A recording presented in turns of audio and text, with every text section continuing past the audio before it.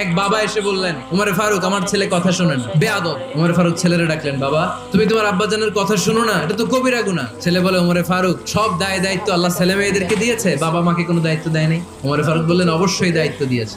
তাহলে বলেন আমার বাবার দায়িত্ব কি? উনি বললেন, প্রাইমারিলি প্রথমত 3 দায়িত্ব। পৃথিবীর প্রতিটি বাবার উচিত ছেলেদের মেয়েদের জন্য ভালো মায়ের ব্যবস্থা করা। 2 নম্বরে সুন্দর তার একটা নাম রেখে দেয়া। 3 নাম্বার তার আল্লাহর কিতাব শিক্ষা দেওয়া। এবার ছেলেকে আমার আব্বা 3টার একটাও করে নাই।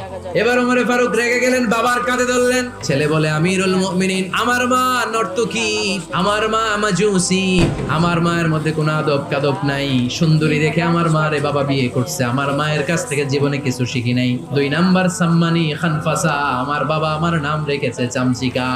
ওয়ালাম ইউআল্লিমনি হারফাম মিন কিতাবিল্লাহ, আমিরুল মুমিনিন শুধু তাই না, আল্লাহর কোরআনের একটা অক্ষর আমার বাবা কোনোদিন আমারে শিক্ষা দেয় না।